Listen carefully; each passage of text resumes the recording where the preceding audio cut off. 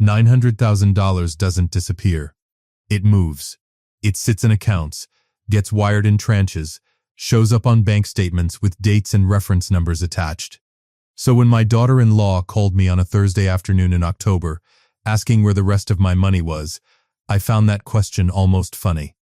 Almost, I didn't know it yet, but that phone call was the last conversation I'd have with Jessica, where she still thought she had the upper hand. My name is Bob Williams. I'm 67 years old, and for 34 years I practiced commercial real estate law in Tulsa, Oklahoma, the kind of law where you read every clause twice, because eventually somebody's handshake deal ends up on your desk as a lawsuit. I retired in the spring of 2023, the same season my son Michael came to me with a business plan and a dream. I live in Maple Ridge, a quiet, tree-lined neighborhood just south of downtown Tulsa, in the house Linda and I bought in 1989.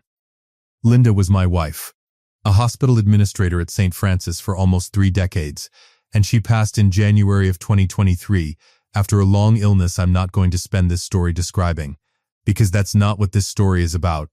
Losing her cracked something open in me, and Michael walking through my front door 2 months later, in March of 2023.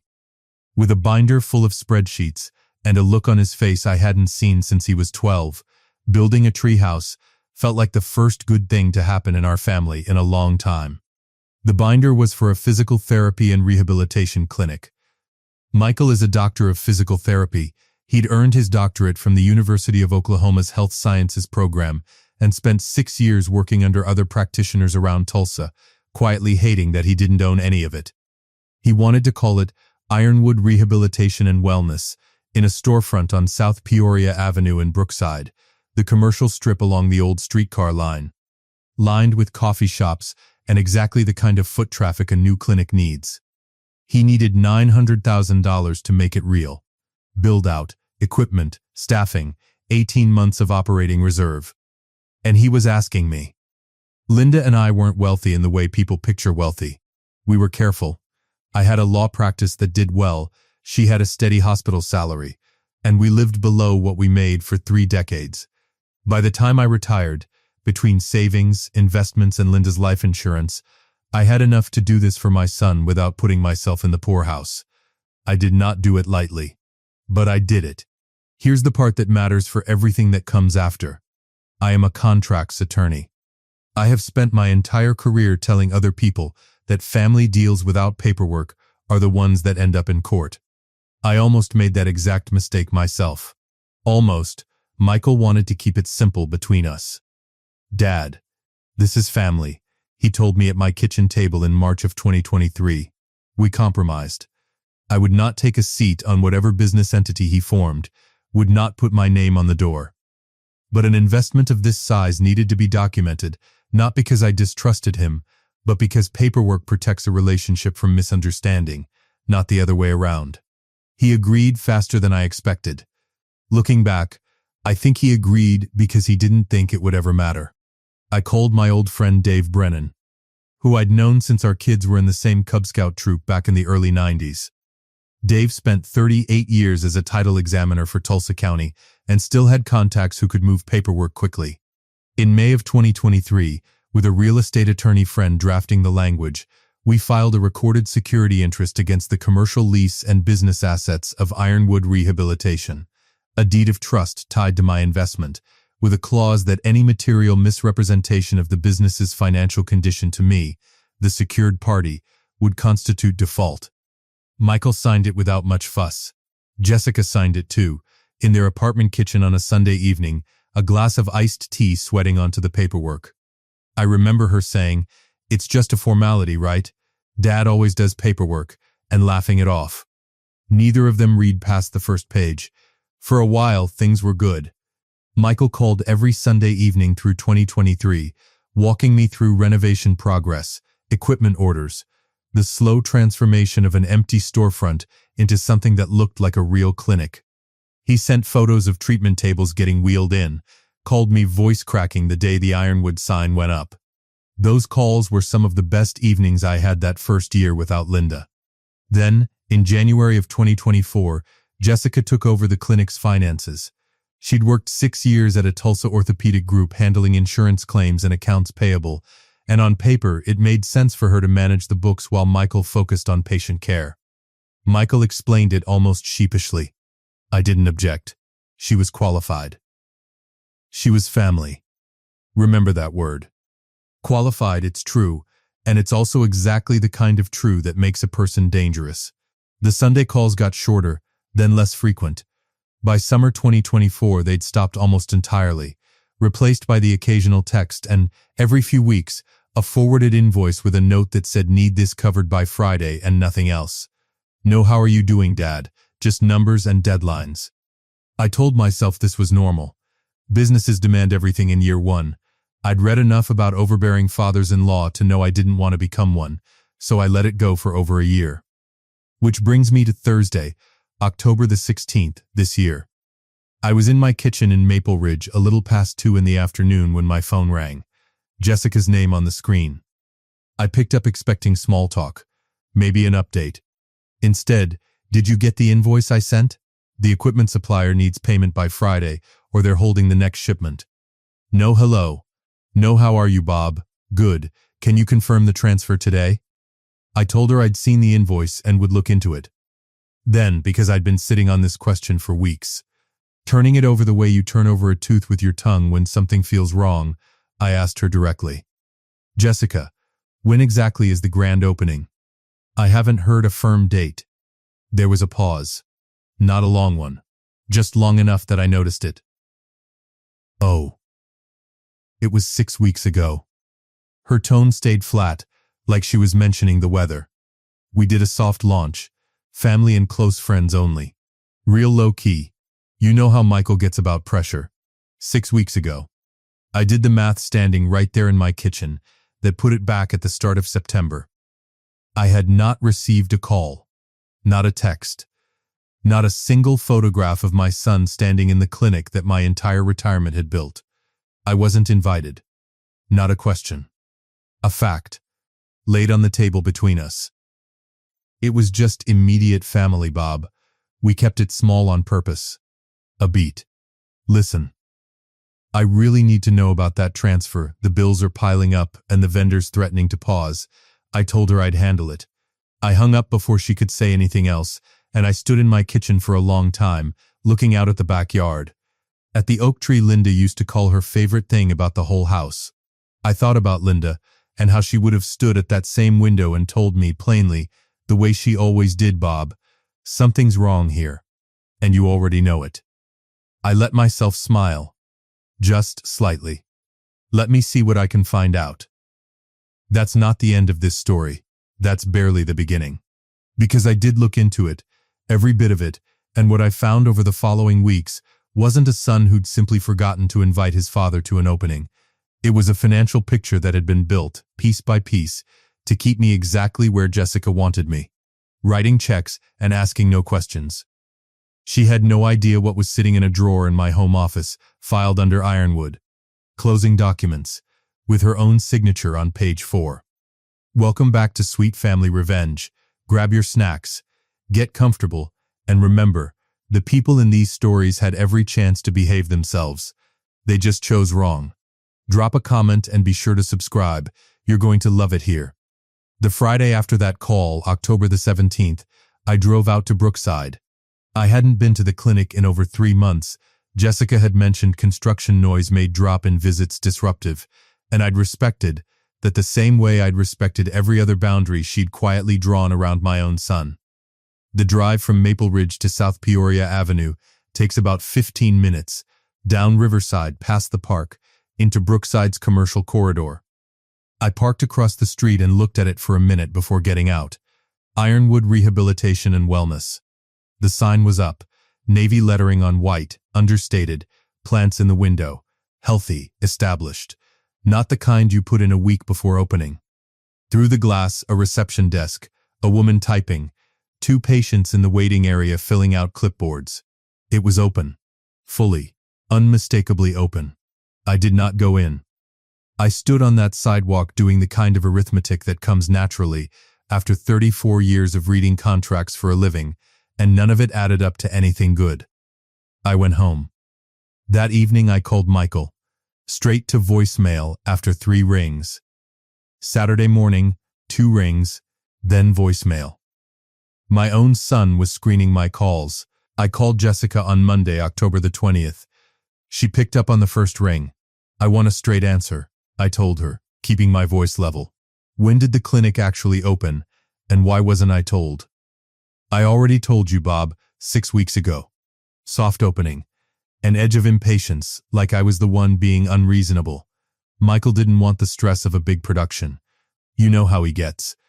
I put $900,000 into that clinic, which we're incredibly grateful for. A rehearsed pause. Michael will call you this week. I promise. He didn't call that week. He didn't call the following week either. I am not a man who acts on impulse, but deliberation isn't the same as doing nothing. On October the 21st and 22nd, I sat at my dining room table with every email, wire confirmation, and document connected to Ironwood going back to March of 2023. 34 years of legal practice teaches you to keep records. I had kept all of mine. What I found was a picture that had been hiding inside its own details. The original investment was structured exactly as Dave and I had set it up. Disbursed in stages tied to milestones, secured by that recorded deed of trust. Buried in language my own hand had written, a sentence Michael had barely glanced at before signing. Any material misrepresentation regarding the financial condition or operational status of the business shall constitute default under this agreement. A soft opening hidden for 6 weeks, while the business kept requesting additional disbursements for pre-opening expenses. That was a misrepresentation.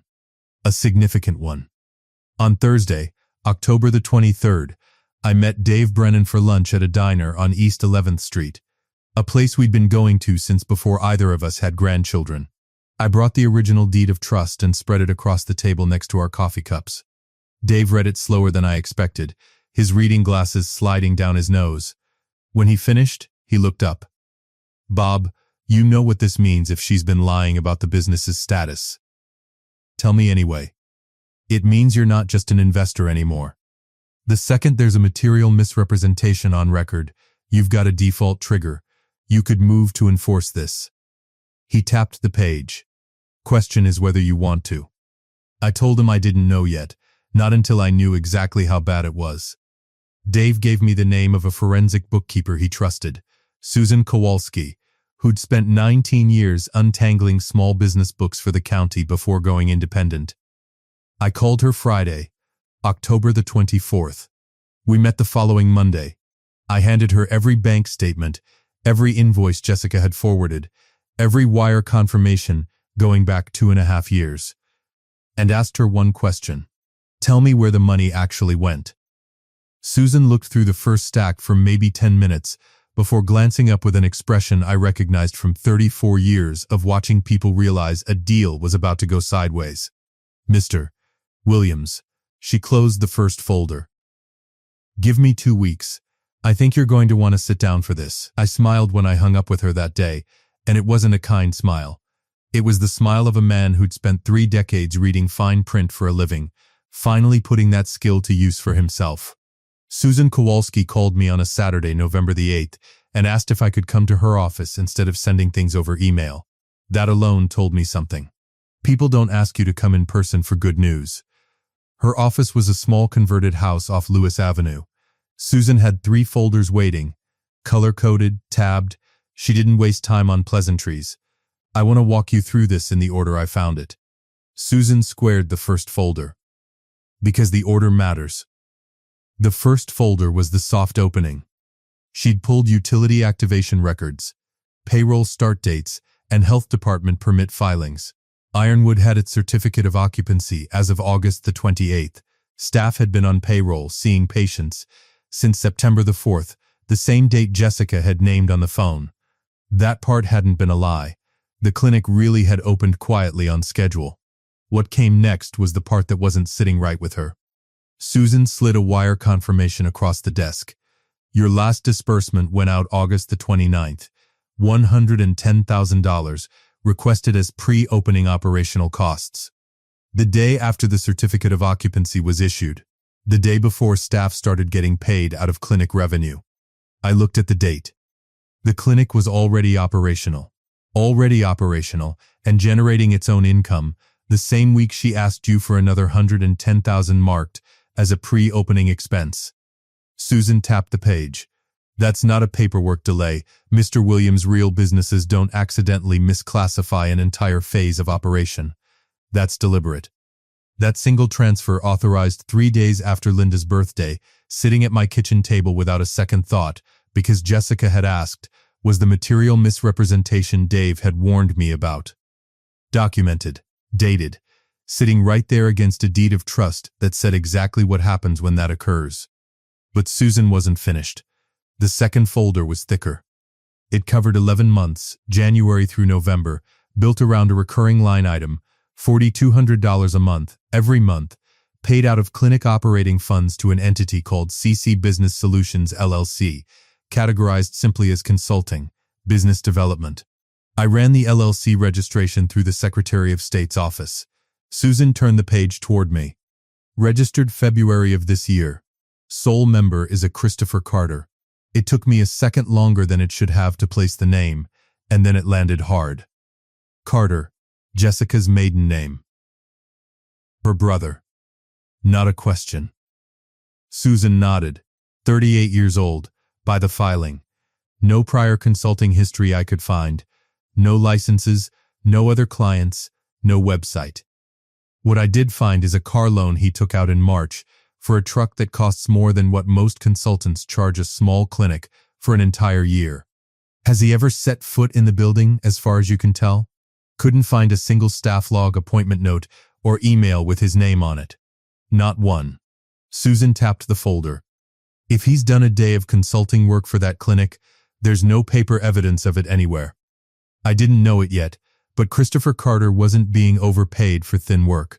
He wasn't doing any work at all.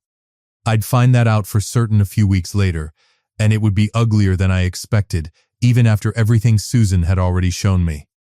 $46,200, 11 months running, to Jessica's brother, for consulting nobody could find evidence of.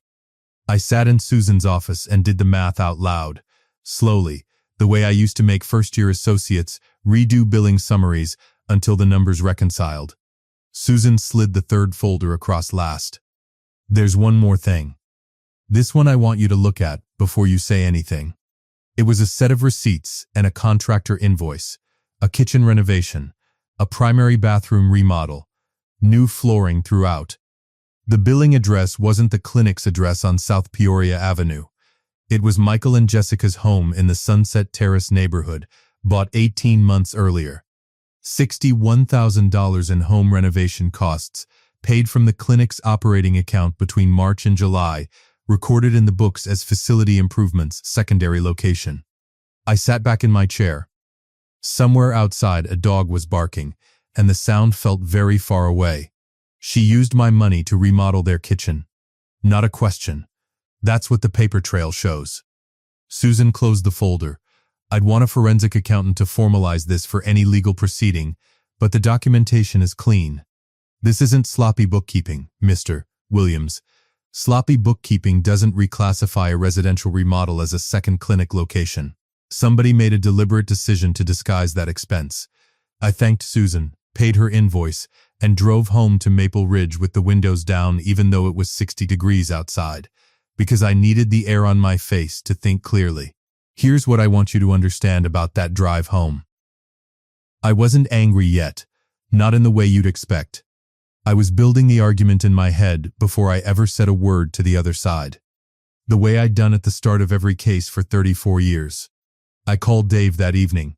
We met the next morning, Thursday, November the 13th, in his garage workshop where he keeps a card table set up for exactly these conversations. I laid out Susan's 3 folders. He read every page in silence. Dave set the last folder down. You've got default. Clean and documented. The misrepresentation clause, the undisclosed disbursement to an unrelated party, the misclassified personal expense, any one of these triggers it on its own. All 3 together, no judge in this state calls that ambiguous. What does enforcement actually look like? Your deed of trust gives you a recorded security interest in the business assets and the leasehold. Default means you can move to take control of that interest, bring in your own oversight, restructure the ownership stake, even force a sale if it came to that. You don't need their permission, Bob. You needed it not to come to this. But it has. I sat with that. I thought about Michael at 12, building a treehouse with Linda handing him nails through the kitchen window. I thought about him at 33, calling me breathless the day the Ironwood sign went up. I did not even once want to do this to my son. But I also thought about $110,000 requested the same week the clinic started generating revenue. About $46,000 to a man doing no visible work. About a kitchen renovation disguised in the books as a second clinic. I called Michael on Saturday, November the 15th. He answered on the fourth ring. Dad, he sounded tired in a way that had nothing to do with the hour. I'd like to come by the clinic, I told him. Not a surprise visit. Thursday the 20th in the afternoon. I'd like you and Jessica both there. A long pause. Is everything okay? I think you already know it isn't, Michael. I think you've known for a while. He didn't argue with that. Quiet, almost resigned. Okay, Dad. Thursday. I spent the days before that meeting the way I used to prepare for a closing. I expected to get contentious. Methodically, building a folder of my own.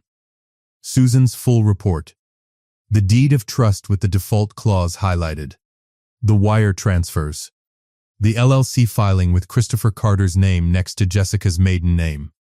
I arrived at Ironwood at 2 in the afternoon on Thursday, November the 20th, with that folder under my arm and a recorded legal instrument in my back pocket that neither of them had thought about in over 2 years. Michael met me at the door looking like he hadn't slept. Jessica was already in the small back office, seated, composed in the particular way people look when they've rehearsed being calm. I sat down across from both of them, set the folder on the desk, and said the only thing I'd planned to say first. I'd like us to go through this together. All of it. Jessica's eyes moved to the folder, then to me, and for just a second, less than a second. I watched the composure crack at the edges before she caught it and smoothed it back into place. She had no idea yet that the folder wasn't the only document I'd brought. The deed of trust was still in my jacket pocket, and I hadn't said a word about it. Not yet. Jessica started talking first, the way people do when they've rehearsed an opening statement. The 11 months of payments to her brother were legitimate support during a stressful launch. The home renovation was an honest misclassification, nothing more. Michael sat next to her, quiet, watching the version of events leave her mouth like he was hearing parts of it for the first time himself. I let her finish. 34 years of depositions teaches you the other side always talks themselves further out on the ledge if you let them keep walking. When she was done, I opened the folder and went through it page by page. Susan's documentation, the LC filing with Christopher's name, the contractor invoice with their Sunset Terrace address. I didn't raise my voice once. I didn't need to. The papers did the raising for me. Michael, I slid the page toward him. Did you know your wife's brother was being paid $4,200 a month out of the clinic's accounts? He looked at the page a long time before answering. I signed off on a consulting line item. I didn't know it was Chris. I didn't know it was every month. He turned to Jessica. You told me it was a marketing consultant. He was helping with marketing. But the certainty from a minute earlier had thinned out considerably. Doing what? Exactly? I asked. Susan couldn't find a single deliverable. No campaign, no website, no client list anywhere with his name on it. What was he actually doing for $46,000? Nobody answered. The silence sat in the room a long time. And the kitchen. I slid the contractor invoice toward them. This is your house, Jessica.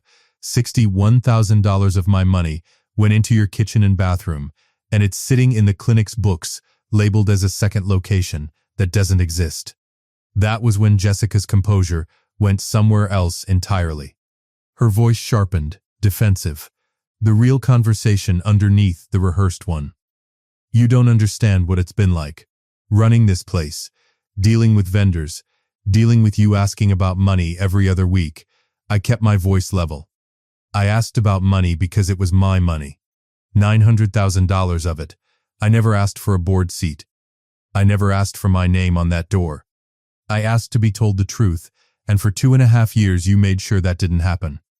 I reached into my jacket pocket and set the deed of trust on the desk last, the recorded county stamp visible at the bottom. This was filed in May of 2023, I told them. Both of you signed it. It's a recorded security interest in the business and the lease, with a default clause for material misrepresentation of the clinic's financial condition. The hidden soft opening, the undisclosed payments to Christopher, the misclassified renovation.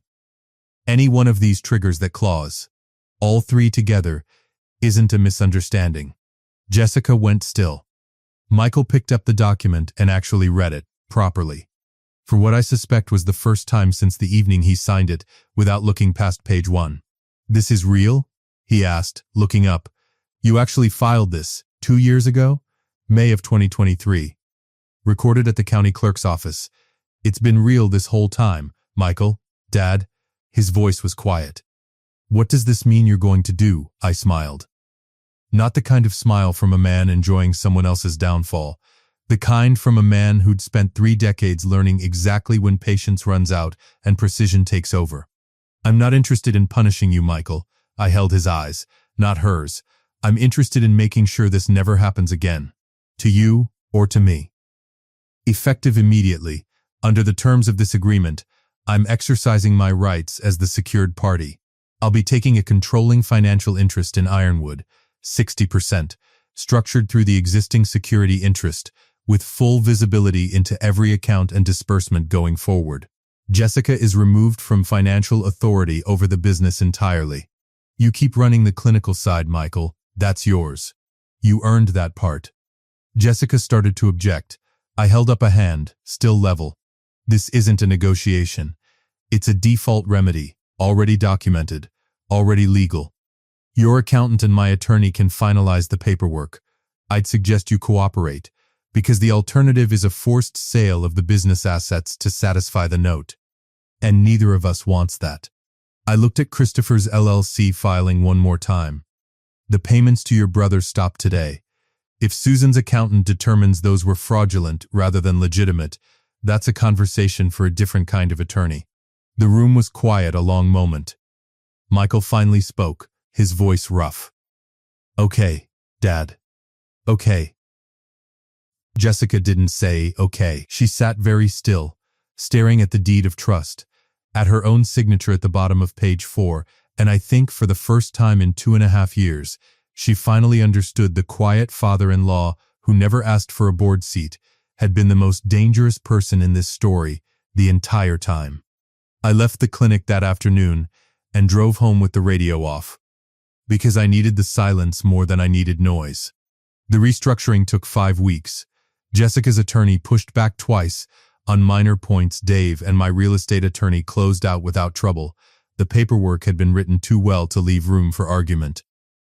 On Wednesday, November the 26th, the day before Thanksgiving, the final ownership documents were signed. I now hold 60% of Ironwood Rehabilitation and Wellness, with full financial oversight and a standing requirement that any expenditure over $5,000 requires my written approval. Christopher Carter's consulting payments stopped that same week. Susan's full forensic report put the total improperly diverted funds at just over $107,000. Whether that becomes a matter for the district attorney is still an open question. I haven't decided yet. Michael and I had Thanksgiving dinner together that year, just the two of us, at my house in Maple Ridge. Jessica didn't come. I didn't ask why. We sat at the same kitchen table where he'd first shown me that binder back in March of 2023, and ate without talking much. The way men in my family process things too big to say out loud right away. Eventually he spoke up. "I should have read it. The agreement. Properly, I mean. You should have," I agreed. "But you're going to read every document that crosses that desk from here forward. I'll make sure of it." He almost smiled. Threat or a promise? With me, I told him it's usually both. By the second week of December, the clinic was running under the new structure. Michael handling patients and staff, me reviewing the books every Thursday with Susan's help. No surprises. No disguised line items. Patient volume was up. A business runs more smoothly when the money isn't quietly bleeding sideways to people doing no visible work. I don't know yet what happens between Michael and Jessica. That's their marriage to navigate, not mine to fix. What I do know is this. I spent 34 years telling clients the contract you don't think you'll ever need is exactly the one that ends up saving you. I just never expected to need that for my own family. If you're a parent who's handed over money, time, or trust to someone you love, and a quiet voice keeps telling you something isn't adding up, that voice is not paranoia. It's pattern recognition. Document things. Ask the uncomfortable question. Read properly before you sign it, and if somebody tells you the paperwork is just a formality, that is exactly the moment to slow down. I am 67 years old. I buried my wife. I built a career reading fine print so other families wouldn't lose what mine almost lost. And when my daughter-in-law finally asked me, on a Thursday afternoon in October, whether I'd sent the money, I smiled, and I told her the truth. I already did. 2.5 years ago. You just never read what you signed. If you liked this story, join our community by hitting that like button and subscribing for more family-centered accounts like this.